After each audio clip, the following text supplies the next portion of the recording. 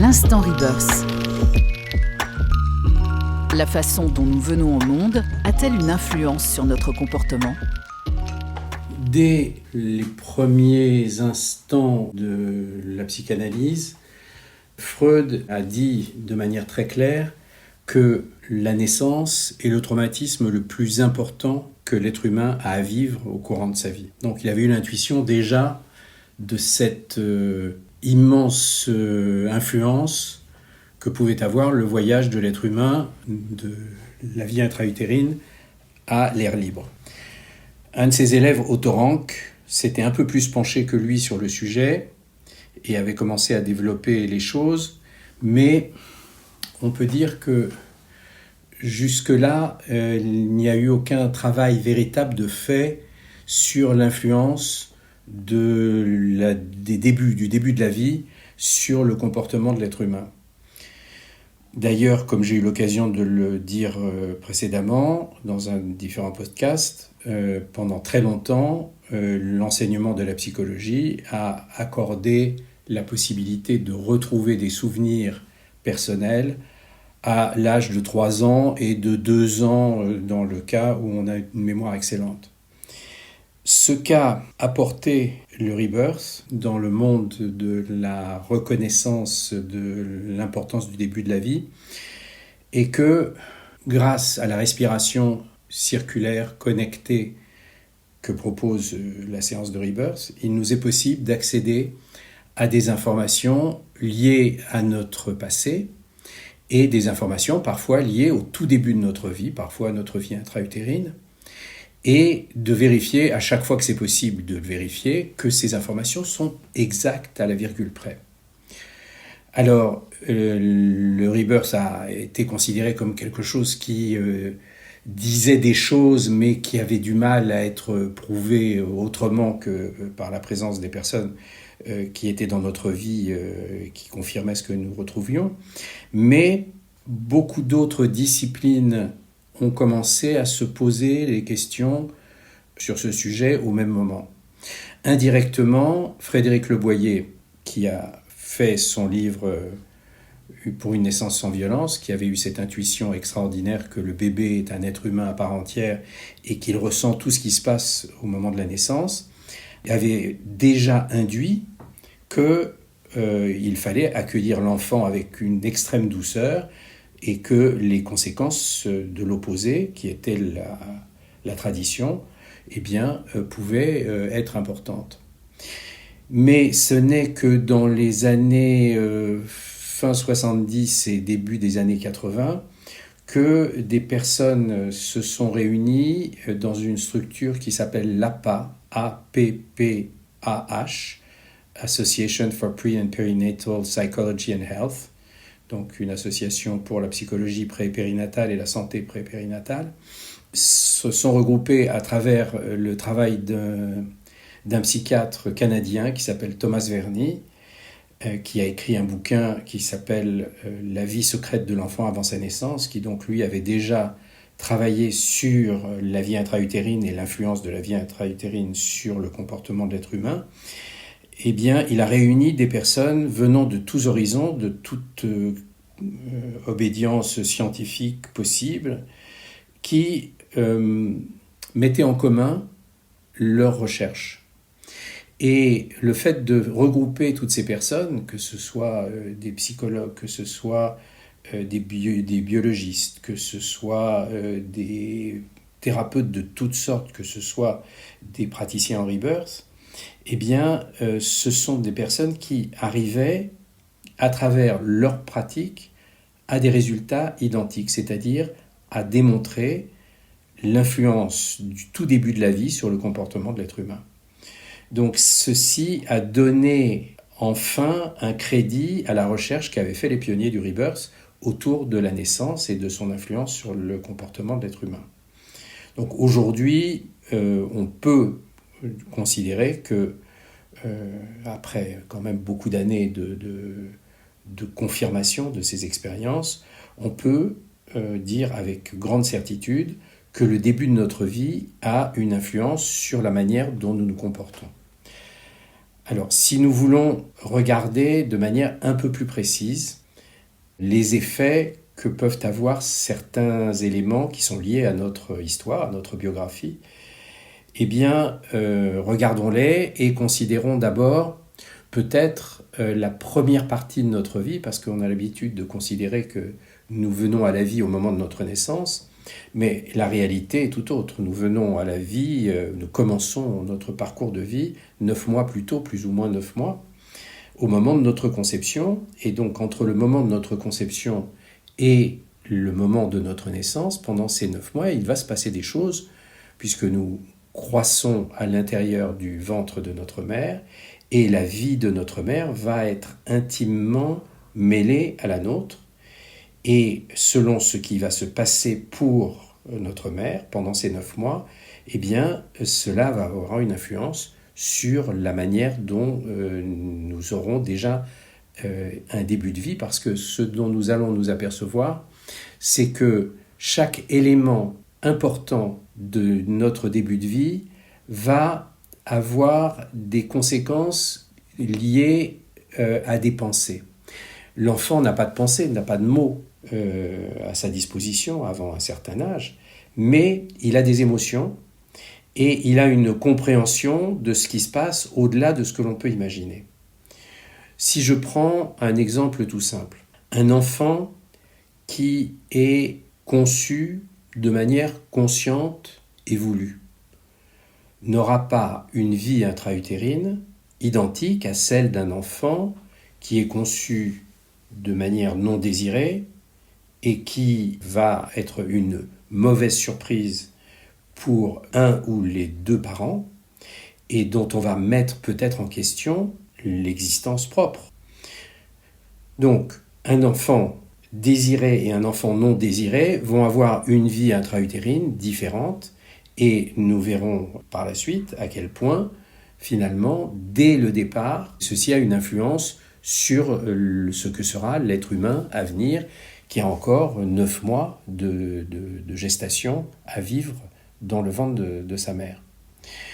Je vais vous donner quelques exemples, et bien entendu, quand je vais vous parler des pensées qu'un enfant aura, donc un enfant qui devient enfant puis adulte, aura par rapport à lui-même et par rapport à la vie en général, bien entendu, et j'insiste sur ceci, je vais vous parler de tendance. Ça n'est pas une loi absolue, parce qu'il y a tellement de facteurs qui vont contribuer à créer une certaine qualité de vie ou un certain manque de qualité de vie, mais je vais vous parler des tendances générales que chaque type de naissance ou de conception va avoir comme conséquence. Donc je disais, l'enfant désiré, l'enfant conçu de manière planifiée, ou même accepté, même s'il n'est pas planifié, aura déjà un début de vie plus simple et plus favorable à reconnaître qu'il mérite d'être aimé que l'enfant, par exemple, non planifié. Un enfant qui n'est pas planifié aura plus de difficultés à faire des projets, à créer des imprévus, il sera peut-être un peu brouillon, mais bon, ça n'est pas très grave, parce que l'enfant non planifié peut être bienvenu très vite. Par contre, un enfant non désiré, eh bien, il va déjà vivre le rejet.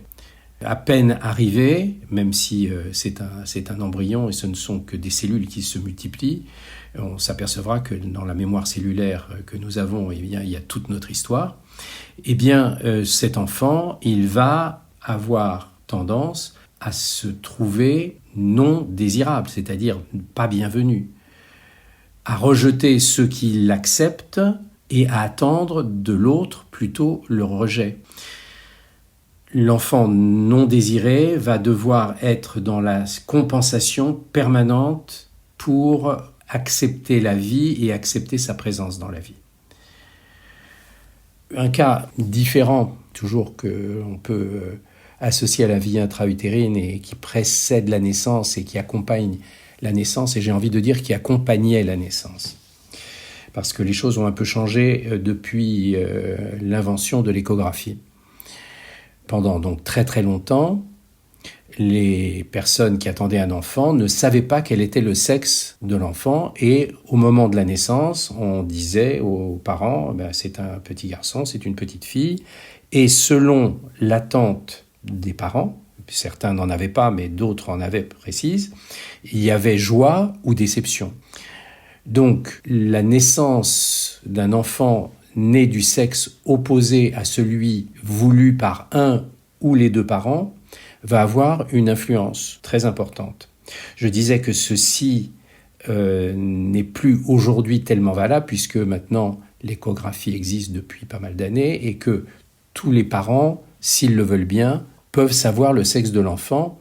Et donc dès le 4e mois, ils ont 5 mois pour s'habituer à l'idée d'un enfant qui ne sera peut-être pas du sexe qu'ils auraient cru vouloir au départ.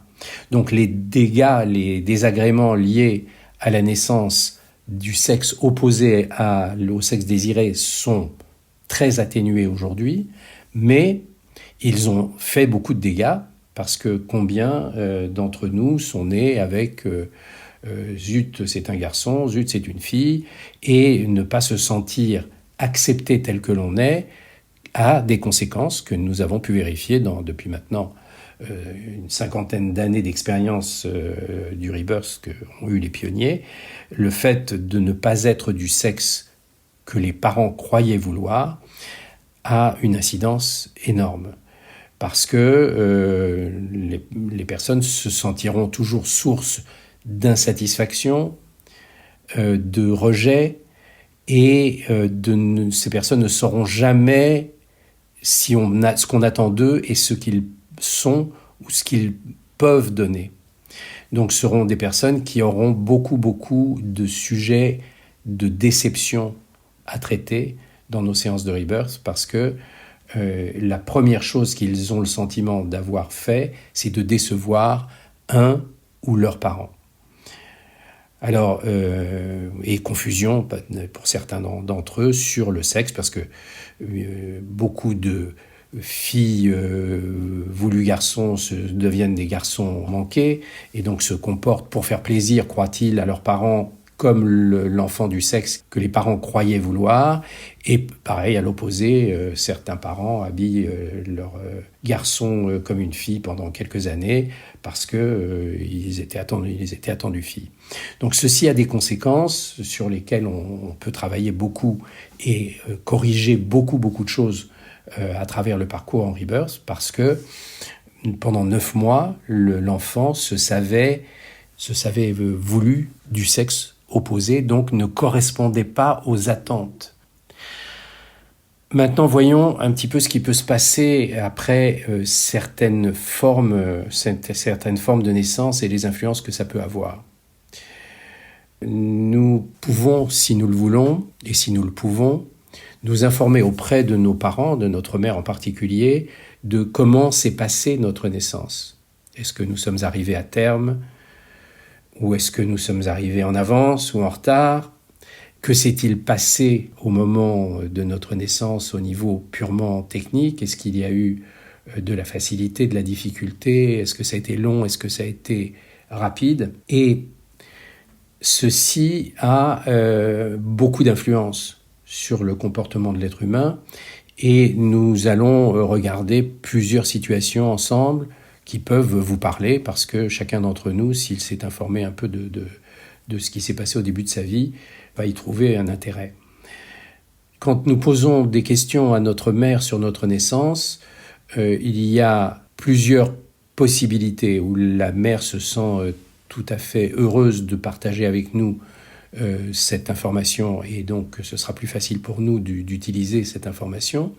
Et il y a aussi la possibilité, quand les choses ont été difficiles pour la mère, de ne pas avoir été à la hauteur de la situation et donc de ne pas nous parler de tous les détails dont elle se souvient.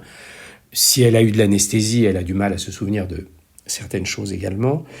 Donc nous devrons relativiser tout ça et ce qui est intéressant, c'est que nous retrouvons dans nos séances de rebirth les informations les plus importantes quand elles sont utiles pour nous d'être retrouvées.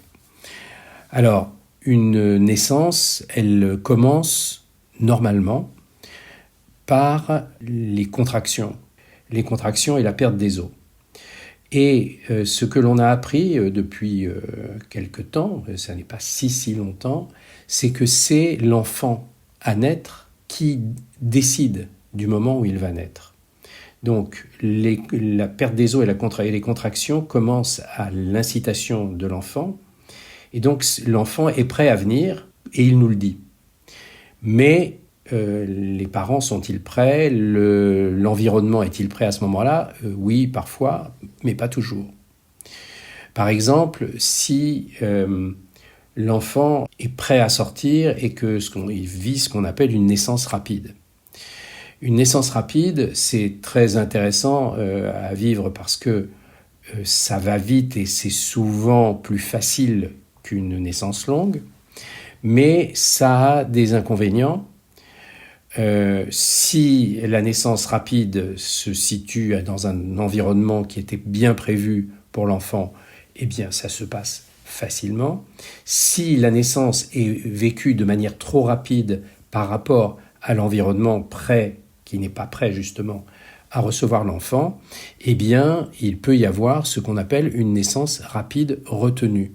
C'est-à-dire que l'enfant progresse dans le canal utérin et on s'aperçoit qu'on n'est pas encore arrivé au lieu où doit se vivre la naissance, ou que l'équipe qui doit accueillir l'enfant n'est pas encore arrivée, et que donc il faut ralentir le processus.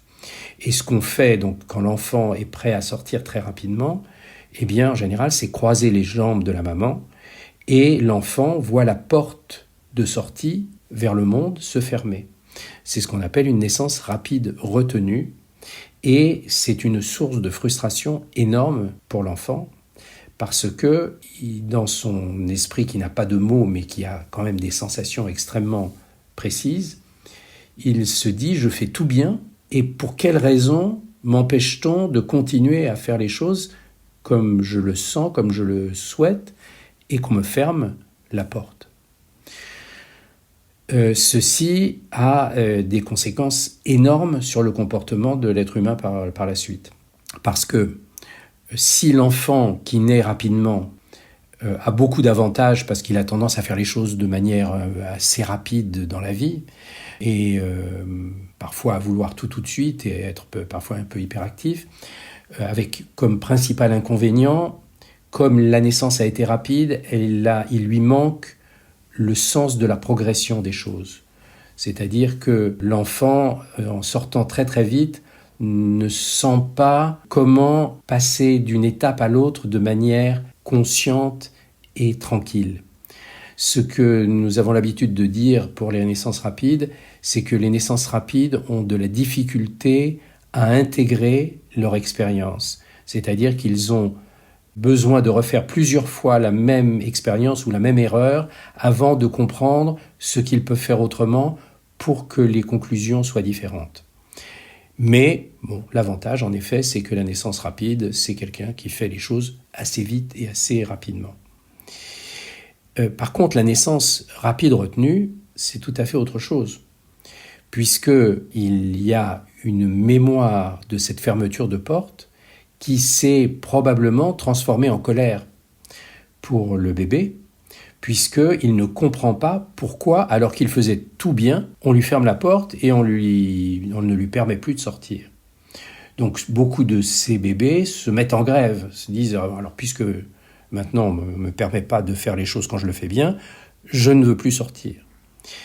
Et donc ce sont des personnes qui, dans la vie courante, vont avoir besoin de briser des murs de résistance, et ils ont des difficultés à le faire, à se sentir retenus par leur partenaire dans une relation, et à avoir une vision de l'autre comme quelqu'un qui les empêche de faire, qui les empêche de réaliser ce qu'ils ont envie de réaliser, et donc une vision de la vie extrêmement limitée. Moi, j'ai remarqué que beaucoup de naissances rapides retenues sont des personnes qui brûlent le feu orange qui devient rouge parce que ce sont des personnes qui se disent « on ne me retiendra plus » et donc ils ont besoin de passer à tout prix. Et ce sont les personnes qui, sur l'autoroute, à 130 à l'heure vous pressent à 1 mètre de distance pour vous faire savoir qu'ils ont besoin de passer et ne pas donc être retenus par vous qui êtes un empêcheur d'avancer comme ils veulent.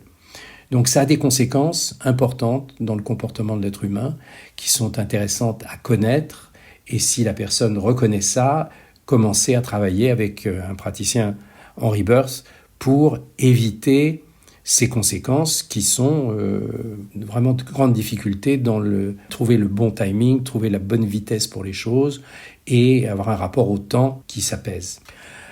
Un autre type de naissance intéressant à regarder, c'est l'opposé de la naissance rapide, c'est la naissance longue ou la naissance en retard, le bébé qui ne veut pas sortir au bout de 9 mois, on attend 1 semaine, 2 semaines, parfois on est obligé de provoquer la naissance. Alors, cette naissance longue, c'est une naissance qui peut durer des heures et des heures. Les choses ne se passent pas facilement. Donc, la naissance longue va provoquer une difficulté pour l'enfant puis l'être adulte à faire les choses avec facilité. Ils se sentent frustrés très souvent de ne pas faire les choses aussi bien et aussi rapidement qu'ils le voudraient. Ils ont la pensée que la vie est difficile, que la vie est une lutte, parce qu'ils ont lutté pour venir au monde. Donc la naissance longue aura besoin de se réconcilier avec la facilité. Ce sont en général des lutteurs, ce sont des personnes qui ne se reconnaissent que dans la difficulté et donc auront besoin de faire un apprentissage d'apprivoiser le fait que la vie peut être beaucoup plus facile pour eux qu'ils ne l'imaginent et qu'ils ne le croient. Un autre type de naissance dont nous pouvons parler dès maintenant, c'est la naissance dite prématurée. La naissance prématurée, ça veut dire que le bébé n'a pas attendu 9 mois, plus ou moins, avant de sortir, mais pour une raison connue ou inconnue, est sorti 1 mois, 2 mois, parfois plus, avant. Et donc, si le bébé est considéré comme viable, même s'il est sorti de manière prématurée, il y a une attention qui est portée à cet enfant beaucoup plus grande parce que l'enfant a le sentiment d'être en danger, et puisqu'on considère que cet enfant n'est pas tout à fait prêt encore à être au monde comme un enfant qui serait né au bout de 9 mois environ. Donc ces enfants peuvent se sentir très souvent, quand ils sont adultes, en avance sur les autres, mais ne pas se sentir avoir la maturité nécessaire pour la vie. Parfois, ils sont mis en couveuse, et la couveuse est une expérience qui est très marquante pour l'enfant tout bébé, et qu'il va porter avec lui en général dans sa vie d'adulte. Il va se sentir très souvent séparé, solitaire, avoir peur d'être touché et se sentir observé et jugé. Parce que l'enfant, qu'il reste un jour ou des semaines dans une couveuse, et la couveuse est une sorte de boîte en verre où il est exposé à la lumière tout le temps et où les personnes viennent pour se défaire de l'inquiétude qu'ils peuvent provoquer, les voir si tout va bien en permanence. Donc ils se sentent des cas particuliers, des cas qui sont préoccupants et pas tout à fait adaptés au monde, et ils ont tendance un petit peu à créer des couveuses symboliques dans leur vie quotidienne. Une autre forme de naissance qui est très répandue et de plus en plus répandue dans certains lieux du monde aujourd'hui, c'est la naissance par césarienne. Et là, il faut dire qu'il y a 2 types de naissance par césarienne et qu'elles n'ont pas tout à fait les mêmes influences. La première, c'est la césarienne programmée, et la deuxième, c'est la césarienne d'urgence. Si on parle de la césarienne programmée, ça veut dire que pour une raison de pratique, pour une raison qui convient ou à la mère et plus généralement à l'équipe qui accompagne la naissance, on décide de faire naître l'enfant par césarienne. Donc, on donne rendez-vous à la maman pour la naissance de l'enfant, et cette naissance césarienne programmée fait que c'est un acte technique extrêmement simple pour un accoucheur et sans risque grand aujourd'hui. Donc, on fait appel à la naissance par césarienne si et la mère et l'accoucheur trouvent que c'est une bonne idée. Aujourd'hui, il y en a beaucoup. Pourquoi ? Il y en a beaucoup parce que une naissance par césarienne, je le disais, est un acte simple et sûr. Et aujourd'hui, donc, une personne qui n'a pas envie de se poser trop de problèmes sur l'influence de la naissance sur l'enfant peut proposer une césarienne, ou la mère peut choisir une césarienne, parce que, je répète, c'est un acte chirurgical simple et l'enfant est sorti en quelques instants du ventre de la maman. Alors, quelle influence ça a sur l'enfant qui naît par césarienne programmée ? L'enfant qui naît par césarienne programmée va être un enfant qui est passé d'une situation qui est la vie intra-utérine à la situation d'être un bébé qui est porté au monde d'un instant à l'autre et qui donc n'a pas vécu les étapes que vivent les enfants qui naissent par les voies naturelles, donc la progression dans le canal utérin. Donc cet enfant, il va avoir l'habitude de passer non pas les étapes A, B, C, D, E, il va faire plutôt A, E. Il va sauter les étapes, donc ce qui peut avoir certains avantages, mais aussi certains inconvénients, parce que c'est un enfant à qui il manque le sens de la progression des choses. Il va y avoir la deuxième type de césarienne, qui est la césarienne d'urgence, c'est-à-dire que la progression se fait avec difficulté dans le canal utérin, et on décide, parce que l'enfant ou la mère se trouve en danger, de passer à l'acte chirurgical, qui est de sauver l'enfant à travers une césarienne. Donc c'est quelque chose qui se fait dans l'urgence, qui se fait dans une certaine inquiétude, et qui fait que l'enfant qui va naître par césarienne va avoir une grande relation en danger, sa vie peut être facilement mise en danger et aura besoin de quelqu'un pour lui venir en aide, pour se défaire d'une situation périlleuse.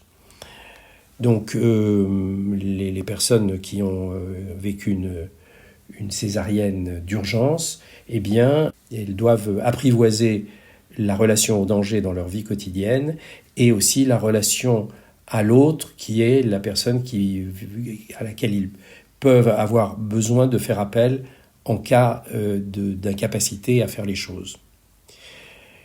Une autre naissance qui est très classique, c'est la naissance sous anesthésie.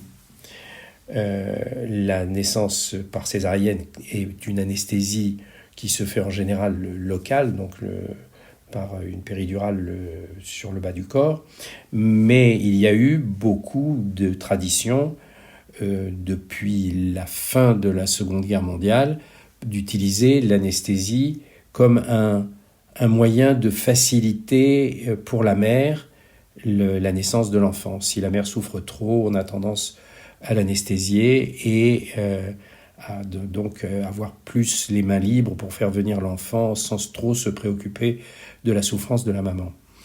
Donc la naissance sous anesthésie va faire que non seulement pour la mère il y a un manque de clarté sur ce qui s'est passé, mais que pour l'enfant il y a une façon de ne pas être en contact avec ce qui se passe, avec ses émotions, avec ses sentiments, avoir le sentiment d'être émotionnellement un petit peu froid, parce que le brouillard dans lequel ils sont nés leur est resté en mémoire. D'ailleurs, ce qui a été intéressant, c'est de voir combien la première génération des enfants nés après la Seconde Guerre mondiale, avec beaucoup d'anesthésie, particulièrement aux États-Unis, a été la première génération à faire l'usage de beaucoup de drogues.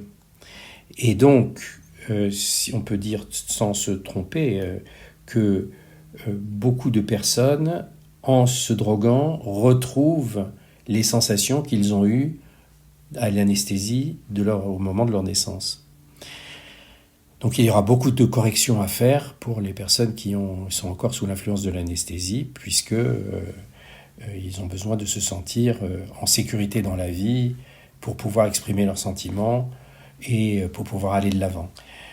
Un autre type de naissance fréquent, c'est la naissance provoquée, c'est-à-dire que pour une raison ou pour une autre, parfois parce que ça convient mieux au lieu ou aux personnes qui accompagnent l'accouchement, on décide de provoquer la naissance, c'est-à-dire on fait une injection qui va accélérer le processus de sortie de l'enfant, ou bien parce qu'il y a une difficulté à faire sortir l'enfant, on utilise ce genre d'injection. La naissance provoquée, c'est enlever à l'enfant le privilège de décider de sa naissance et de sa façon de naître. Donc, la personne qui va avoir le sentiment d'être obligé à naître d'une manière qui ne correspond pas à ce qu'il souhaiterait, va avoir une grande méfiance par rapport aux autres.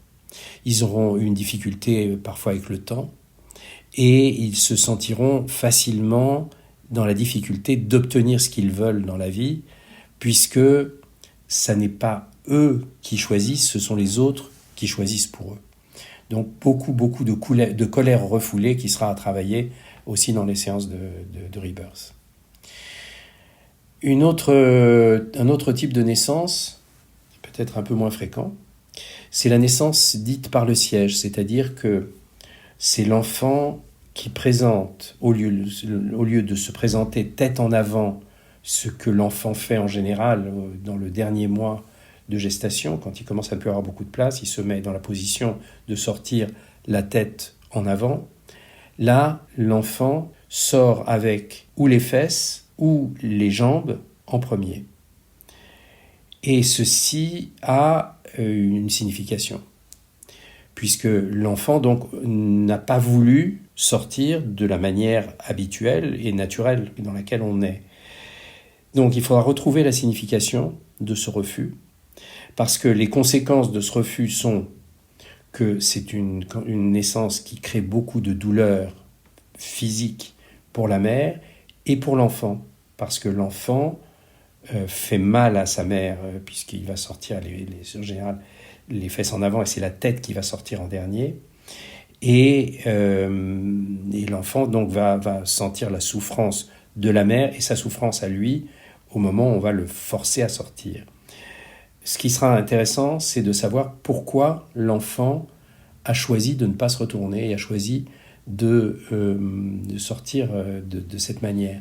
C'est en général une façon de montrer qu'il ne se sent pas totalement bienvenu. Pendant très longtemps, quand on ne connaissait pas le sexe de l'enfant avant sa naissance, eh bien, c'était une façon, en montrant ses fesses et son sexe en premier, de dire « voilà ce que je suis ». Ça vous plaît ou ça ne vous plaît pas, mais voilà ce que je suis. C'était une façon d'éviter le fait qu'on s'aperçoive après la sortie de la tête que le sexe n'était pas celui voulu. Mais maintenant, c'est un petit peu moins le cas pour les raisons qu'on a évoquées tout à l'heure. Donc l'enfant qui va naître par le siège ou donc par les fesses ou par les jambes d'abord, ça va être un message qu'il donne aux parents. Ça va être une façon de dire êtes-vous sûr que je suis bienvenu ? Et c'est une façon de la tête qui va vers le haut au lieu d'aller vers le bas. C'est une façon symbolique de dire je veux revenir en arrière plutôt que de venir au monde. Donc il y a toute une réparation à faire là-dessus parce que ce sont des personnes qui en général ont une grande difficulté à faire les choses. Sont beaucoup des personnes qui souffrent pour arriver à quelque chose, qui se plaignent énormément, qui ont peur de blesser les autres en mémoire de la douleur qu'a pu vivre la maman au début de leur vie. Donc ce sont des personnes qui ont une vision pénible de la vie et qui ont tendance à faire les choses aussi à l'envers. Par exemple, ce sont des personnes qui peuvent commencer les livres en général par les dernières pages. Mais donc il y a beaucoup de réparations à faire pour permettre à une personne qui est née par le siège d'avoir une vie plus facile. Un autre type de naissance qui est un peu répandue, même si ça n'est pas forcément souhaitable, c'est la naissance avec le forceps ou avec des ventouses. C'est-à-dire que l'enfant, en général, a la tête un peu engagée et se retrouve bloqué, ou le croit-on bloqué, et on a besoin de s'aider d'un outil dont je n'ai pas envie de faire la description là, mais qui est un outil en fer qui va être porté sur les tempes de l'enfant pour l'aider à sortir, le tirer vers la sortie. C'est très douloureux pour la maman, c'est très douloureux pour l'enfant, et donc c'est quelque chose qui fait que la personne qui naît avec les forceps ou avec la ventouse, qui a à peu près le même effet, c'est-à-dire que c'est le même comportement, c'est une personne qui va se sentir dans la difficulté de faire les choses par elle-même, et donc le besoin d'être accompagné pour faire les choses par quelqu'un qui va l'aider, qui va le sauver pour permettre d'arriver au résultat qu'elle souhaite, mais en même temps, si elle a besoin d'être aidée, elle va avoir du ressentiment par rapport à la personne qui l'aide, c'est-à-dire qu'elle va demander de l'aide, mais en même temps, elle n'en veut pas. Et pourquoi n'en veut-elle pas ? À cause de la mémoire qu'elle a de la première douleur quand elle a reçu sa première aide. Comme la douleur que crée le forceps sur les tempes de l'enfant est très très grande, eh bien, cette personne va avoir la pensée qu'elle ne peut pas faire les choses par elle-même, mais qu'elle a besoin de quelqu'un d'autre, toujours pour réussir, mais que cet accompagnement va être associé à de la douleur. Donc beaucoup de réparations à faire pour les forceps, et c'est très très proche aussi de la naissance provoquée dont nous avons parlé juste avant. Un autre type de naissance dont nous pouvons parler, c'est celle de la naissance avec le cordon autour du cou. C'est-à-dire que l'enfant, pendant sa gestation, a joué avec le cordon ombilical, mais au moment où il va naître, on va s'apercevoir qu'il a 1, 2 ou 3 tours de cordon autour du cou, et que lorsque le cordon arrive autour du cou de l'enfant qui naît, eh bien l'enfant va se connaître une strangulation plus ou moins forte. Et cette strangulation va lui donner l'impression qu'il ne va pas pouvoir survivre. Les enfants qui naissent avec plusieurs tours de cordon autour du cou peuvent naître violets et avoir donc de grandes émotions par rapport à est-ce que je vais survivre ou est-ce que je ne vais pas survivre. Donc la raison pour laquelle, grâce au Rebirth, nous avons pu nous rendre compte de l'importance du cordon, c'est que, des cordons autour du cou, c'est parce que beaucoup de personnes qui naissent avec 2 ou 3 tours de cordon autour du cou sont des personnes qui n'étaient pas claires quand elles étaient dans la vie intra-utérine sur le fait d'être bienvenues. Et donc c'est symboliquement une façon de faire une tentative de suicide avant d'arriver à la vie. Donc ces personnes vont avoir une relation à la vie très très ambiguë, c'est-à-dire qu'ils en veulent bien, mais ils ne sont pas sûrs d'en vouloir complètement. Et ce sont des personnes qui auront souvent tendance à créer des situations dangereuses autour d'elles et se sentir à l'étroit dans beaucoup de situations. Donc beaucoup encore de réparations à faire sur la naissance cordon autour du cou. Ça concerne souvent des enfants qui n'étaient pas désirés par les parents et donc qui ont envie de se défaire de la vie avant d'y arriver parce qu'ils ne se sentent pas sûrs d'être bien accueillis. Alors, il y a aussi les naissances gémellaires. Naissance gémellaire, ça veut dire qu'il y a 2 enfants ou plus pendant la gestation. Avant la naissance de l'échographie, on ne savait pas toujours qu'il y avait des jumeaux, par exemple.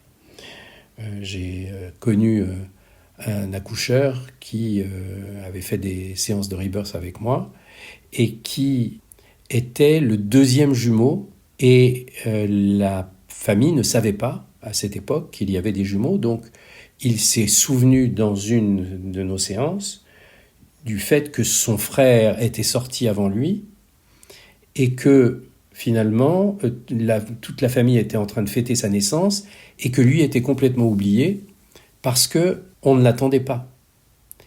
Donc lui se sentait seul, pas sûr qu'on s'occupe de lui. Et donc, quand il a fait sentir qu'il était là, ça a changé toute l'énergie de la famille et de l'accoucheur, qui se sont retrouvés dans une forme d'urgence. Et il s'est souvenu, à ce moment-là, que quand il est sorti, on lui a cassé la clavicule pour faciliter sa sortie. Et donc, il est né avec la clavicule cassée. Et sans doute, à mon avis en tout cas, est-ce une des raisons pour laquelle il a choisi d'être accoucheur et d'être un accoucheur qui est devenu un élève de Le Boyer, donc qui avait absolument à cœur de faire naître les enfants avec douceur et avec respect pour leur éviter ce que lui a connu et qu'il ne savait pas avant cette séance de Rebirth. Donc, quand il y a des jumeaux, eh bien, il y a un certain nombre de choses qu'on peut dire sur les jumeaux. Il y a celui qui sort en premier, pourquoi il sort en premier, et quel est l'avantage d'être le premier ou le second. C'est pas fondamental, mais c'est quand même une naissance à prendre en compte, parce qu'il y a la relation entre les jumeaux, qui est une relation très très proche toujours, et qui est à prendre en compte de manière la plus juste possible lorsque l'on a l'occasion de faire des séances de Rebirth avec l'un des jumeaux. Il y a une naissance dont je n'ai pas parlé jusqu'à présent, ça n'est pas par hasard, qui est cette naissance que l'on appelle naissance normale. Parce que la naissance normale, c'est la naissance dont on ne parle pas, finalement. Si nous posons la question à notre mère et qu'elle nous dit « Oh, toi, tu as eu une naissance normale », en général, ça veut dire que par rapport à nos frères et sœurs, c'était plus simple et que donc on n'en parle pas. Et la naissance normale, apparemment, devrait avoir beaucoup d'avantages, mais elle a certains inconvénients. Parce que je viens de vous parler de tous les types de naissances qui ont des spécificités, qui ont des conséquences particulières, des limitations dans notre vie. Et la naissance normale, elle, on n'en parle pas. Elle n'a rien de spécial. Donc, la personne à qui on dit qu'elle a une naissance normale et qui s'est sentie traitée comme une naissance normale va avoir l'impression de rien être de particulier, de ne pas proposer au monde quelque chose de spécial parce qu'elle a l'impression de ne pas compter, de ne pas être importante, de ne pas être suffisamment intéressante.